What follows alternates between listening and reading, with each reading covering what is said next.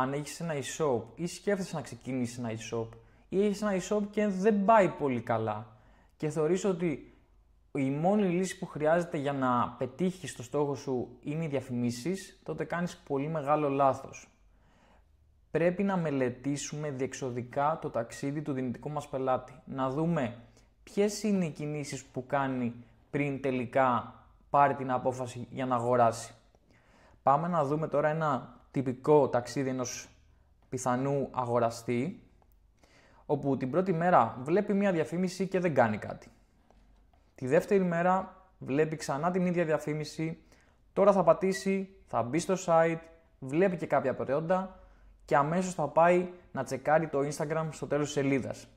Για να δει, έχει followers στο brand, τα post είναι ωραία, είναι προσεγμένα, έχουν σχόλια, έχει ανανεωμένο περιεχόμενο το brand, έχει ωραία αισθητική το brand. Θα φύγει από το Instagram και την επόμενη μέρα θα δει μια δεύτερη διαφορετική διαφήμιση με άλλο περιεχόμενο. Άλλο εικαστικό, άλλο κείμενο και πάλι δεν θα κάνει κάτι. Την τέταρτη μέρα θα δει μια τρίτη διαφήμιση, πάλι με διαφορετικό εικαστικό, πάλι με διαφορετικό κείμενο. Τελικά θα πιστεί και θα ξαναμπεί στο site. Θα κάνει screenshot ένα προϊόν που του αρέσει και θα το αγοράσει είτε εκείνη τη στιγμή είτε αργότερα. Αν το αγοράσει αργότερα, ερχόμαστε εμείς με μια remarketing διαφήμιση, του υπενθυμίζουμε το προϊόν που έχει δει, ίσως να του δώσουμε και μια προσφορά και τελικά τότε ολοκληρώνει την αγορά.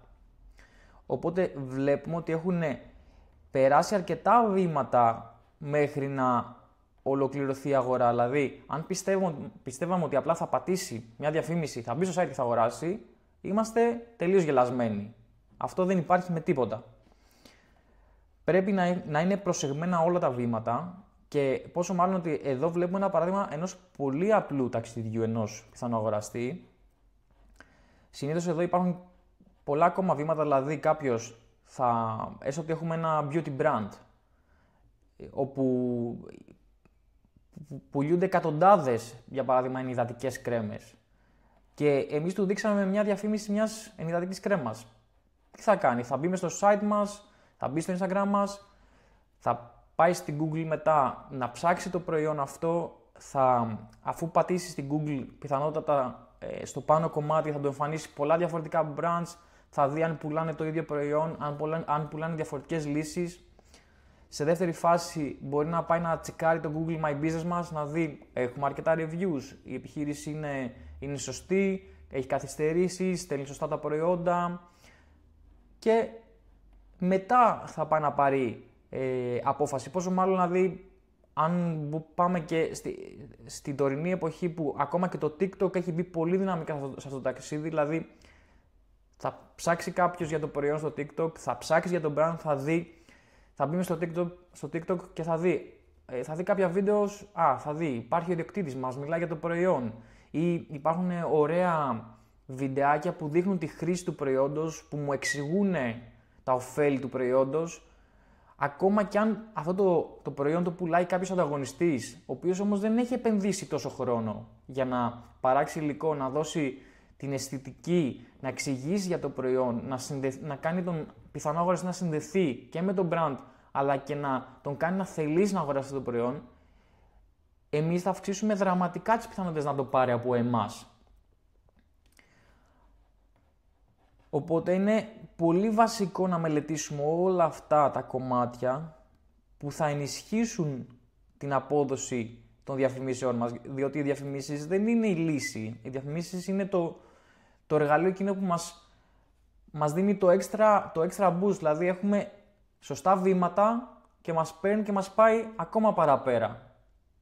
Δεν είναι το χάπι που θα λύσει τα πάντα.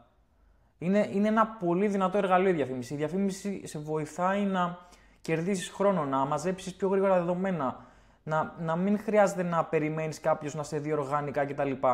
Αλλά πρέπει να έχεις σωστά όλα τα υπόλοιπα βήματα. Είναι κομβικό. Αλλιώς όσο καλή διαφήμιση και να κάνεις, ακόμα και αν έχεις πολύ καλό site, δεν αρκεί. Πρέπει όλα να είναι σωστά. Δηλαδή η Οι product pages του site πρέπει να είναι πολύ ολοκληρωμένες. Το Google My Business να είναι σωστό. Τα εικαστικά μέσα στο Instagram να είναι σωστά. Να έχουμε κάνει στρατηγική για followers. Να έχουμε κάνει στρατηγική για reviews. Όλα πρέπει να είναι πολύ πολύ προσεγμένα. Μόνο έτσι θα καταφέρουμε να έχουμε μια σταθερή απόδοση και να μας δώσει μια πολύ καλή βάση ώστε να μπορούμε να έχουμε σταθερή ανάπτυξη για την επιχείρησή μας. Οπότε αν σου φάνηκε χρήσιμο αυτό το βίντεο, κάνε like και subscribe και τα λέμε στο επόμενο.